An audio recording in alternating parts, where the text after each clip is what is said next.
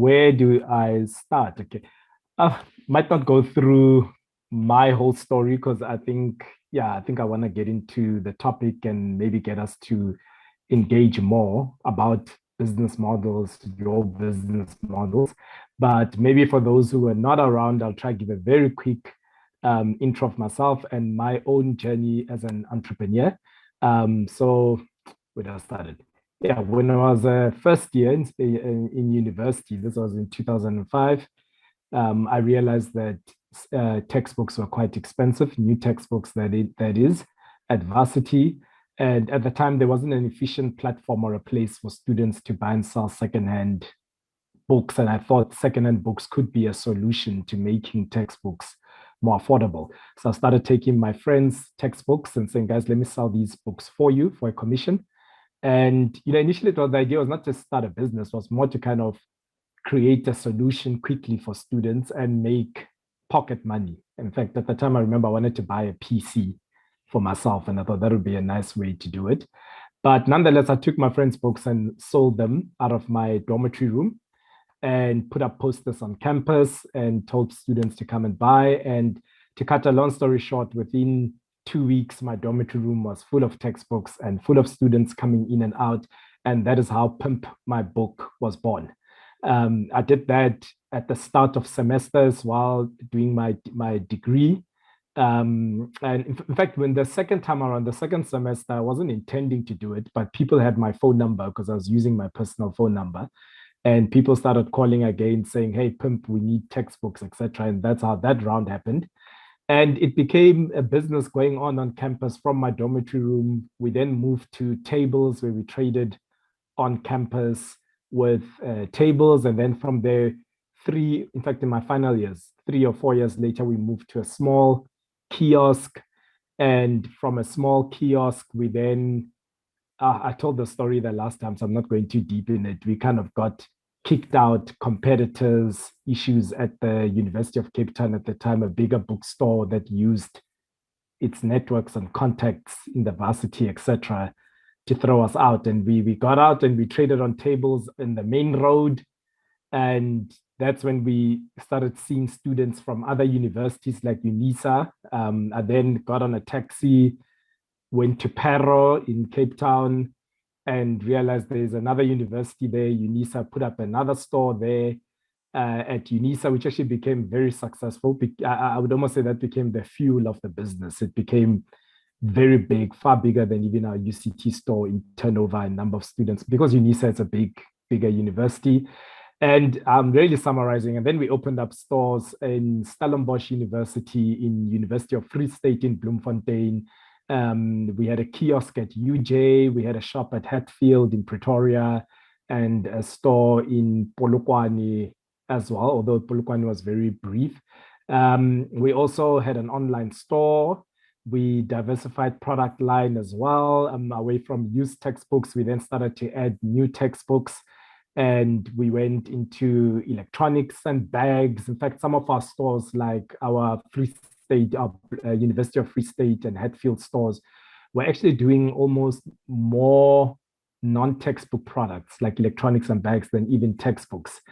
And then from there, we even went further and realized that, okay, we've got these retail stores we're providing for students through physical shops and online, but there's also corporate bursaries out there. And we kind of saw a gap there as well, where bursaries didn't know how much money to give their students because they didn't know what students actually needed. And they kind of needed somebody who can help them with information to kind of say, this student requires this, and get it to them and get on time so that the bursaries money is not wasted. Now, funny, that was the business that I think students didn't like us too much for, because I think a student would have just wanted a bursary to give them 10,000 or whatever, and they blow it. And we're just bringing efficiency into that model. But for the students, it was also helping because many bursary students would have to wait months on months for corporates to pay, for processes to go through the corporate procedure. And we kind of cut all of that and said, you sign up your student, we supply immediately, we invoice you month end, you pay us. So we handle all of that stuff. And yeah, so we did that. We had more than 400 or so students across the country, even UKZN, NMMU, all over, who would order online and we supply to their bursaries. And that included textbooks, it included um, electronics and other and laptops as well and things like that. So that is kind of the journey. And I guess I'm sharing the journey in this way also to give you a picture, an idea of how my business model evolved from secondhand books in a dormitory room that moves into a store, that goes online, that diversifies product lines and moves it like that. And maybe just to sorry, Zippo, this was just an intro. I'm not starting the talk. No, it was the intro to start the talk. So you are starting the talk. Okay. Okay. So I guess maybe to get to the topic, the point is obviously when you go into business, you have to think strategically. You know what I mean? There's too many times where people say, you often hear people saying, but the big guys are closing us out and the banks are not giving us money. And if you're a politician, monopoly capital is doing this and that is doing that, and et cetera, et cetera.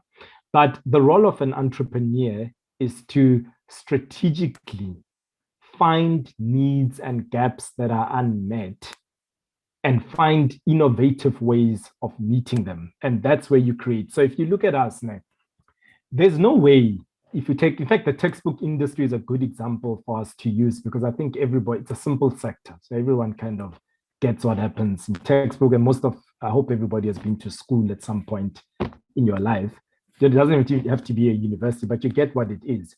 But if you go into the textbook industry, you will find that there is Van Skyke, there's Protea, there's big bookshops. They've got more than 80 stores and hundreds of years of operating. And strangely, this is the nature of the South African economy. And I can't talk for other countries, but I know South African economy is built that way. There are sectors, and in those sectors, there are what you'd call in economics oligopolies. So you'll find 2 to 3 big players who dominate the sector. You can name any sector in this country, you'll find that banking, 2 to 3 big players dominate. Cellular networks, 2 to 3 or 4 big players dominate majority. Retail supermarkets, 3 or 4 dominates. Insurance, that's the nature of where we at. And that's part of the reason why entrepreneurship can be quite challenging in South Africa. But it also has a history to it because we come from an apartheid history where the national government wanted control over everything and they kind of controlled the economy and controlled who could do what. And certain sectors were laid off that way. But anyway, let me not get into a history lesson. Nonetheless, we find ourselves coming in there and you need to compete. Now, you can't walk in there and decide you are going to go head on with a Van Skyke with Van Skyke's business model. Do you get what I'm saying? You're now going to open a bookstore exactly like them and trade exactly like them and expect to compete and be profitable. Now, that's not smart. You can cry. You could open it up and say, but people should buy from me because I'm black. And I'm being frank here. But let's be honest, nobody shops because of color. And that's the truth. You don't do it. You shop because who's cheaper and who has more value. Yeah, in your heart, you can say it holds sentiment. But in the reality of the market, that's not how you shop because you won't pay twice as much or have them. I'm not saying if it's yours, it's going to be more expensive. But the reality is that when you're dealing with a Van Skyke that has control that has the power to source stock from suppliers at a level that you will never be able to when you have one shop that has that distribution system sorted out, inherently it can bring the product much cheaper than you'd ever be able to bring it. The same if you were going into retail against Pick and Pay or ShopRite or banking or pretty much any sector. You know what I mean? It's not a matter of small or big. It's a matter of reality of what it is that they've got this scale, they've got this knowledge institution of many years that will make it hard for you to compete. But that doesn't mean doom and gloom. The reality is that if you look at, in fact, today even, sectors are being disrupted left, right, and center by small guys, small players that are stepping in with new business models sometimes tech-enabled business models, sometimes just innovative business model, because innovation is not only technology, it's doing something differently that meets the customer's need. So these businesses are coming in and they're disrupting it, not by playing on the same game. I'm sorry to, well, I'm not apologize, but I'm going to use a biblical story that I think everybody knows, should know here, whether you read the Bible or not. But David and Goliath is a very interesting story around business model and competing. You know what I mean? When when David is put up against Goliath, the army that's backing him wants to give him armor. They want him to wear the same kind of shield and armor and basically use the same strategy and use Goliath's strength against Goliath. Now you can't use the strength of something 4 times your size against it. I mean, spiritually, we'll say we know why David won, but I'm just looking at this at a strategic, practical level. He finds that no, but this guy is big, he's way up there, so he can't see clearly. He can't see the small markets. In fact, there's somewhere where they say he is actually a bit blind. So he uses that weakness and the strength of being small and nimble to find a nimble way of bringing this giant down. Now that is pretty much exactly how businesses compete, because the big guys often cannot see the what I call small or forgotten, sometimes even the non-profitable markets. Do you know what I mean? They don't see it. So if you take our sector, the big guys were around forever, but they weren't interested in secondhand books because secondhand was like a David. It was the crumbs of the industry. So they were too big. They were looking at the bigger stuff, but not noticing the smaller crumbs. And they left that market completely open. And that allowed me to step in. Even if I made errors, some people say businesses fail because, oh, sorry, you might think an entrepreneur is successful. Mpodumo succeeded in this because he's smarter, whatever. No, I succeeded in this because there was strategic room to move. We could fail. We made a lot of mistakes. We stuffed up so many times in this business. But because we went into an area where the big people have left it and ignored it, and they had not built competency to compete in secondhand, and we went in, and even though we made mistakes over many years and whatever, but we built a competency that they didn't have. We were then able to use that. Now, what happens next? You take the crumbs, which is the secondhand books, and you start building a brand out of it. You see what I'm saying? Now, suddenly you start getting trust. You start growing.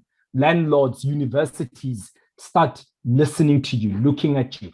Funders, there's no funder who's going to fund you on a piece of paper. Nobody funds pieces of papers in this world. So you can run around all you want and say, but the banks don't want to fund you. Well, if you had 100,000, okay, let me not ask it that way because you would fund yourself.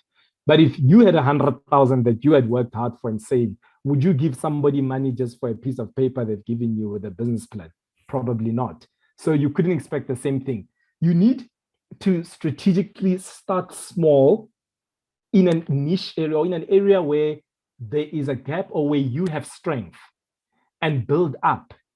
And once you build up and your brand starts to grow and you also build knowledge and experience, that's why I call it a strategic room. Do you know what I mean? You need, when you go into business, to have strategic room to grow. If you go into the boxing room head on with a Goliath and you want to fight Goliath in Goliath's way, you're not even going to have room to grow. And how are you going to learn? And how are you going to get stronger? So you need to find those spaces and grow and learn with the crumbs, which is what I'll call secondhand books. That's how I learned the game of retail. That's how I learned the game of secondhand of textbooks. That's how I learned what customers want, what they don't want. I learned how to set up stores. I learned all these skills. In fact, even the path to growth goes according to that. You start in a dormitory room, you learn a bit. There wasn't any capital needed. We started with zero. There wasn't any resources needed. I didn't have to go find a supplier who's looking at me like, you don't have money to buy my stock, because the suppliers were the students and I could just sell on their behalf. So you start there and you learn and harness the skill there. When the business is small, when we're making 5,000, 10,000 Rand in a season. Then as you learn that game, you start to grow. And then we could move to a little kiosk at UCT and learn. Even having a kiosk at UCT as a university is an easier landlord than dealing with a mall. But that prepared us to deal with malls like Pero, ShopRite Park, and Hatfield Plaza in Pretoria, where now I'd learned the game of leasing and I could engage from leases of 2,000 Rand and start dealing with leases of 20, 30,000 Rand. And it works that way. The same with employment. When you're in that place, you start with one person, you learn how to lead, and then you start to develop. So I think when in my thinking around business model, particularly entrepreneurial, for me, it starts with a very clear analysis of the market, of your strengths, and going into a place where you're strong and deliberately bringing something differentiated and different into that market, bringing your sling with your stone into a war that was actually only thinking about swords and armor, and using that to find your niche and build your strength. Now, even if I take examples of any big business that is out there, let me just run some examples quickly of business models. Think about Capitec. They go into a very saturated banking sector, big guys as well. They don't go head on. I mean, if you go to ABSA and Nedbank, they'll probably tell you the big clients are the middle class, high earners who have home loans, who buy cars, who have a lot of transactions that make money for them. These guys are like, no, but these big banks have forgotten the small guy, the guy who doesn't have home loans and have those, needs a cheap. And they built the business around that. Today, their brand is so big, they've built so much strength. They are going head on for the middle class. I actually read now, Capitec is now doing home loans and now doing all those things those guys did. And you can take the same example and look at the tech giants of the world, whether it is your Facebooks and whoever it is. Today, they're the biggest. I mean, take a Facebook, it's the biggest advertising company, I think, in the world. But to start off with, they didn't try to compete with TV and Ogilvy and all those big guys. They went after small guys. Let's start, connect these guys, build up the space, learn, and then we start to take over the bigger space. And I think you will find that in what we call disruption theory, that model tends to move all the time. In fact, there's a professor at Harvard University, I forgot his name, Christensen. Anyway, I remember his name right now. I remember his name, actually. Anyway, but he really talks. In fact, he gives a very nice, vivid picture. I wish I'd show you. He shows an image of a big corporate office. Just think about like a high-rise building, 30 floors. And he says the executives, the people are sitting at the top there. And he's like, when you're at the top there, you can only see far. You can't see what's right below you. Do you know what I mean? So you're seeing there, you can't see here.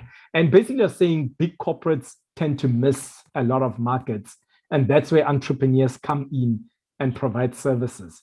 And I think particularly also for our country, we also need to remember that we live in a country where we basically have two economies in a sense. We have what you'd call a small middle to upper class and this big mass kind of lower class that doesn't have access to a lot of products and services. And I think if you take a place like South Africa, that's where the big opportunity lies. That's where I think businesses have not come in and found solutions for those markets, whether it's housing or transport or food. I mean, maybe use another example where you can see this thing playing out.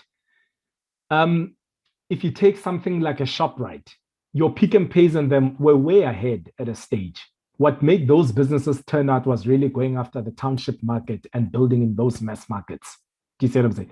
So it's all about that for me. If I think a business model and strategy, I think you got to look at whatever sector you're in and do an analysis of who are the players in the sector, what are the gaps in there, where are the forgotten markets, and what can you bring to change how that thing is done, to bring a new solution, to innovate. And you start small and build up, and very soon you will start to take over the other markets.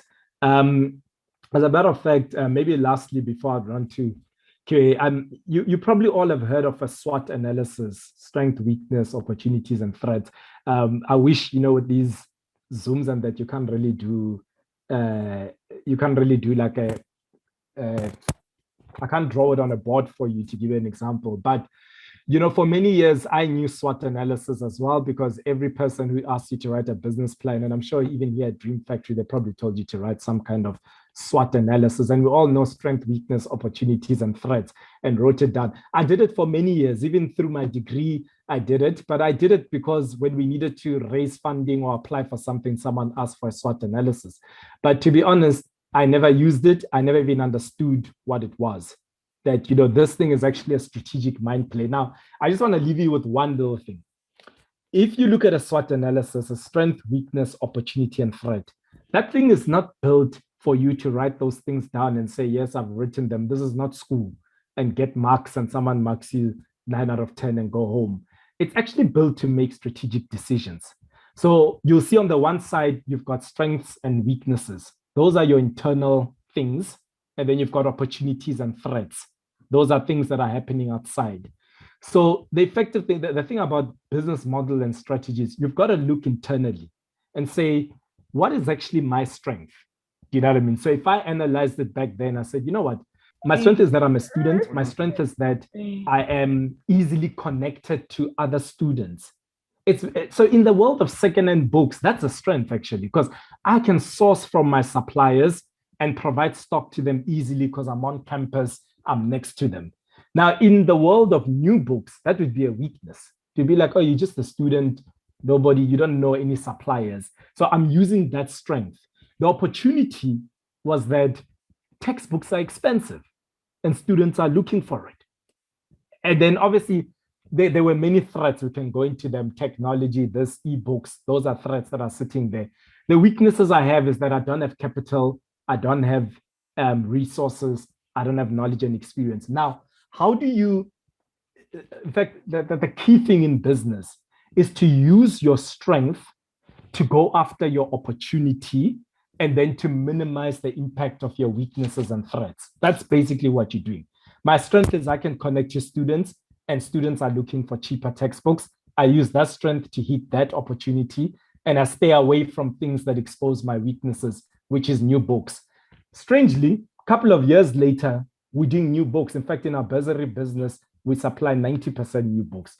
We've got contacts with suppliers across with publishers. In fact, they want to sell to us because the brand has been built, the institution has been, the processes have been learned. And I think that's, for me, how models are done. We could go deeper into financial models and other kinds of ways of looking model if that's what you guys are interested in. But I think I'll leave it here and then we can do questions here.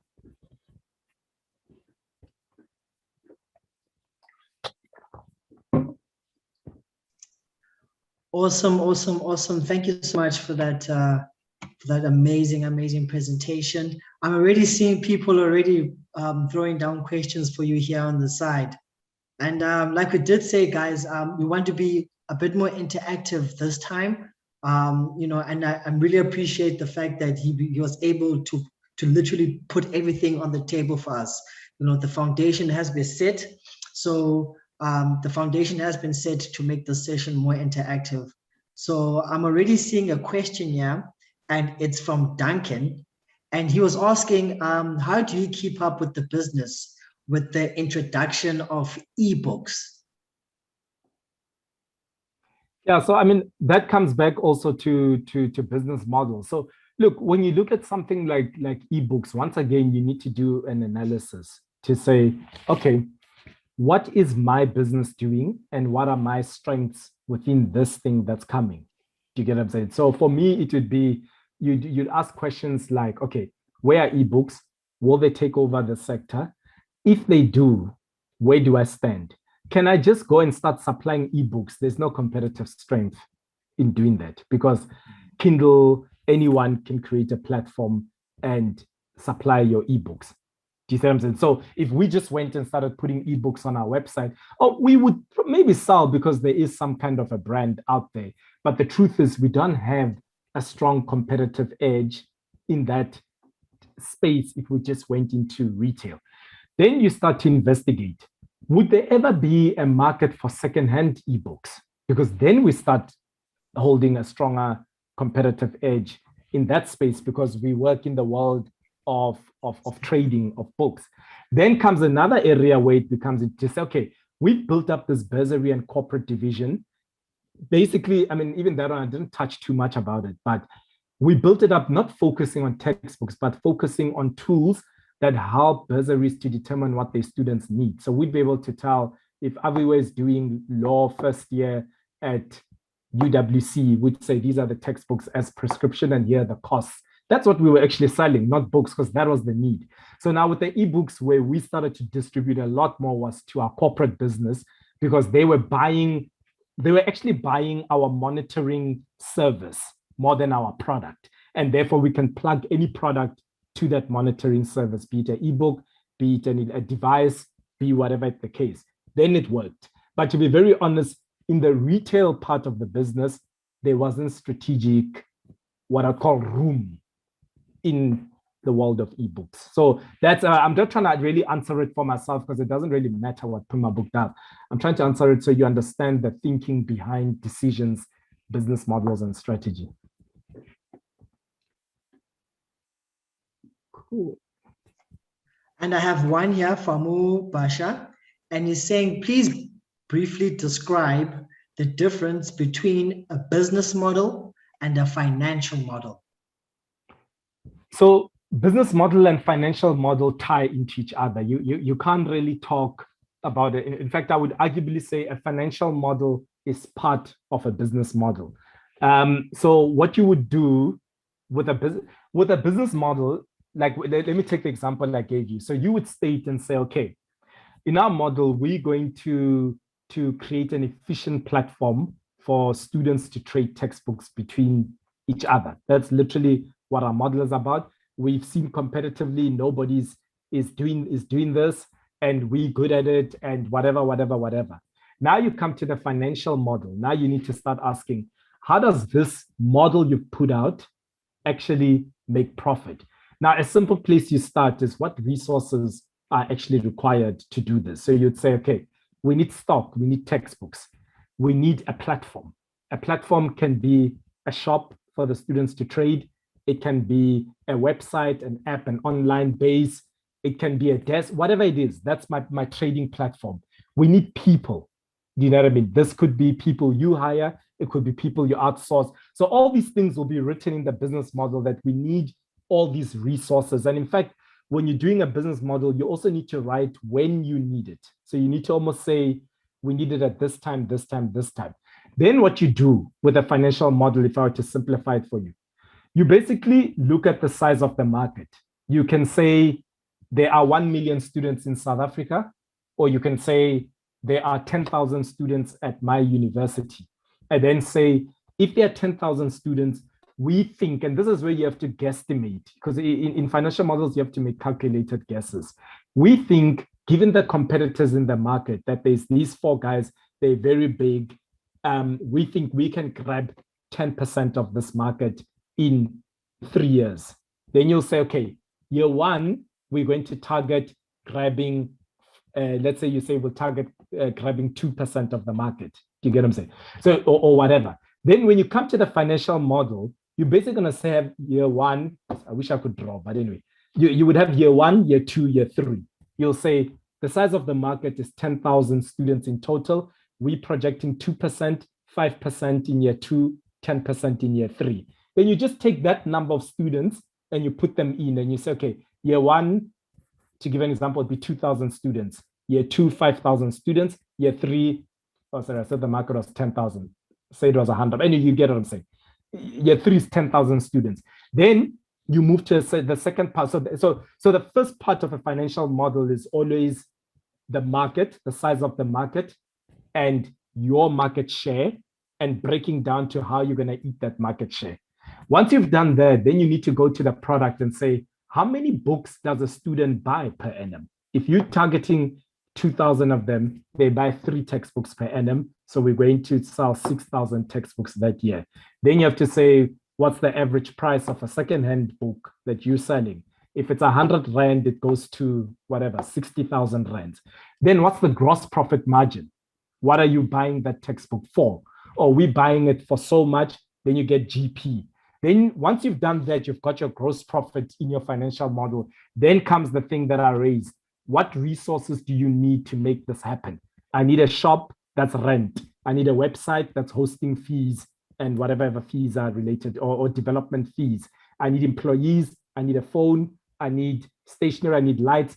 Then those all become your expenses, and then you get your profit or loss at the end. Then you can take that and break it into months and say, most of our money comes in February at the start of a semester. Those are all the technical things, but the essence of a financial model is to say, here's our business model, and this is how it looks in numbers. I said to you, we're trading textbooks. This is our revenue, this is our cost, this is our profit, this is our sales. You can also do a cash thing, which effectively what you're doing there is you're just looking at when the money will come in. So you'll say, I need 50,000 to start in month one, and so much will come in month two, month three, and so forth. And that's a cash model. And that pretty much puts out your financial model. So I guess in answering in summary at the end is that financial model is part of a business model. It's just taking the model in numbers. In fact, in the business model, you'll also have what you'll call an operating model. You'll also have what you call a human resource model, where you'll put and say, our strategy, like I remember even with us as per my book, we're very clear that, well, we can't hire a lot of people because we don't have a lot of resources. So we're going to have to hire literally like 2 people at the start, full-time inside the stores. Now, you also need a strategy there because I can't afford to hire the most expensive experienced people or whatever the case may be. So I always went for people who, in fact, when I did interviews right up throughout the business, I never looked at experience and what you studied. I really couldn't care about that too much. I was always interested in a drive. You know what I mean? Are you driven to make something out of your life? And if I can find somebody with that, you know what I mean? I would bring them on board. And then because I can't hire expensive people, I have to focus a lot on development. And we did a lot of that, interacting, growing people. And I can tell you it paid off massively for the business. Like there were guys that came in without a matric. The one guy was probably like 18 or 17 when he came in. Within 3 years, he was running our store in Bloemfontein. And to give an example, that store was turning close to 2 to 3 million per annum, running the entire business, buying the stock, controlling a budget of probably 1.5 million. Literally, in fact, that store, I didn't even build it myself. I just went there, set up, sent this guy there, and they build it. And that's what happens when you build. In fact, I don't know why this David and Goliath story is so in my head today, but I use it one more time to just show you people's strategy. You can build a paid army. You know what I mean? This is an army of people who are just paid to do what they do. Or you can build an army that's dedicated to your cause. And that's strategically where small business wins. Because you are smaller, you can connect to your people. That's what you do. You win that way, that these people are not going to say it's 5 o'clock and close the doors because they need to go. No, these are people who understand the vision and purpose of what you build. So I'm just trying to show you. So all these things are part of your model. You can have a technology model, a system model, various things where you take your business model and say, I need this. In fact, one of our people strategy was also to go for young people who were probably even students. A lot of them were students because they relate to our market. Who wants to walk in a bookstore and there's some old person and we wanted it to be young, it's pimp, to be funky. We wanted them to play their music, to chat with students, to create a vibe. So in fact, what looks like a weakness in that I can't afford an old experienced person actually became a strength to the business. Yeah. Sheesh. I love that one. I'm just soaking it in, eh?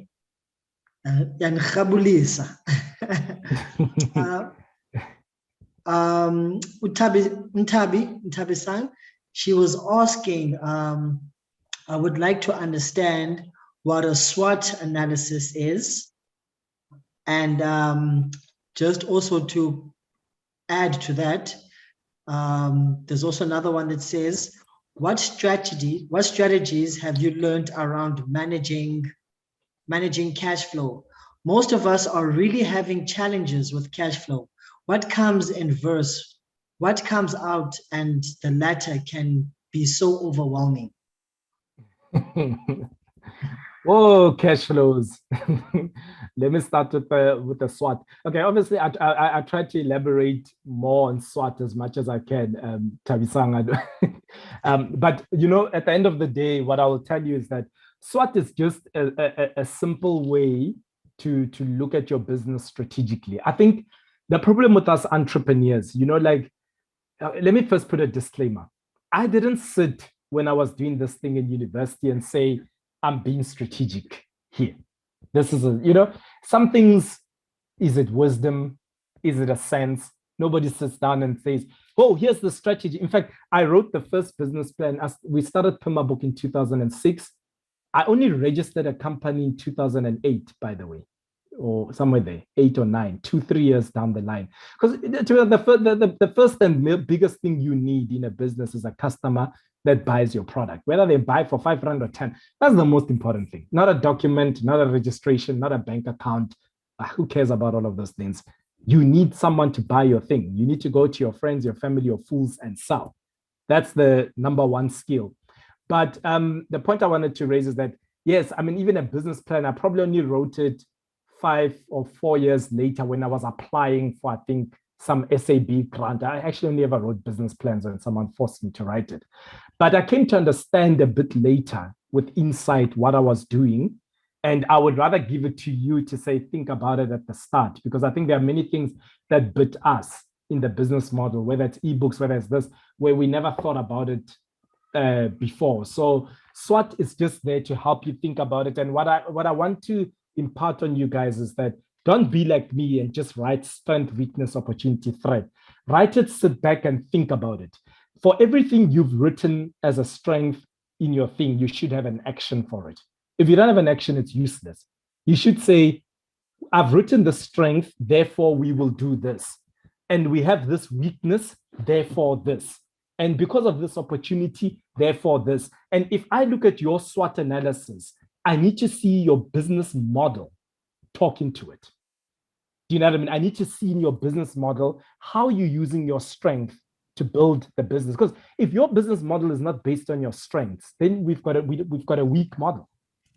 We've got a weak model. It's got to flow from there to the business model, to the financial model, to, you know what I mean? Because your weakness is that, my weakness that I didn't have money. Now, if I got to a financial model and said I needed 1 million to buy books, it's a dead model.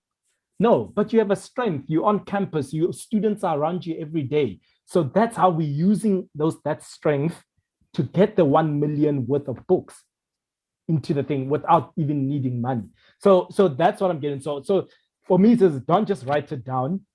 Think about it and base your business model on those things. Then you will see where your strategy is sitting. Sorry, I hope I answered it. I'll move to the other one, was cash flows. Okay, cash flows, I struggled with cash flows. In fact, our business is very seasonal. You do 60, 70% of your money in 2 months, Jan, Feb, then it's dry. Jan, Feb, March, then you go July, August, April, May, June, zero. You've got rent, you've got people. Then you go July, August, you make some money. Then from September, you see no money till December. In fact, I never ever enjoyed November, December for many years in my business because we were cash dry. There was no money. You had to be like telling landlords and employees, we can't pay you on a week basis, and all of those things. I've gone through, I don't want to say the word every cash flow drama you can think of, but I think, that you can imagine a business going on. But what I've learned and what I can impart as an advice to you is what you need to do, or what has helped me a lot now, is to get a spreadsheet. If you're not into spreadsheets, let's do it on Word. But just to do a thing where you actually just write out over 12 months what your expenses are going to be and what sales you are expecting every month, in a sense. Because the thing is this, let me put it this way. There isn't a way to manage cash flows except to see the problem in advance. That's like there's not. In fact, sometimes you can't even solve the problem. You can't. We are running out of cash, but there's nothing you can do because nobody wants to give you money. But I think the biggest thing for me is write it down and see forward. Even if it's, you can start with 12 months. Once you've written a 12 months thing, break it month by month and review it every week. Just look at it and say, my expenses are this much. This is how much money we're making at the moment. And as you make money, do a calculation. Just say, from this money that I've made, how much of my month-end expenses have I covered? And then you can work it out and start seeing where your gaps are in terms of your cash flow.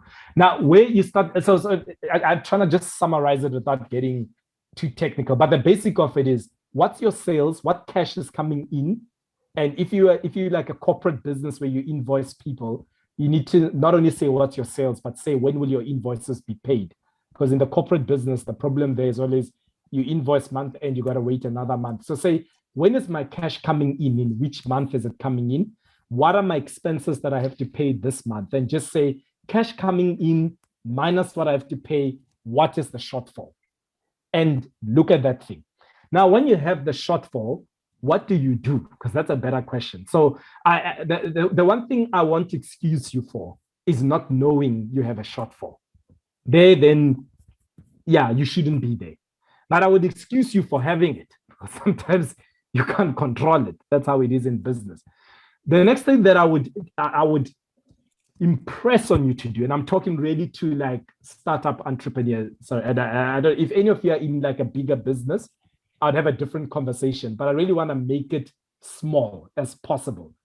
The next thing you've got to do is communicate. Communicate. Do not answer your phone.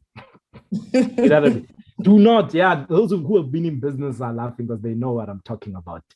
You see, I can see where the smiles are coming from. But do communicate. Whether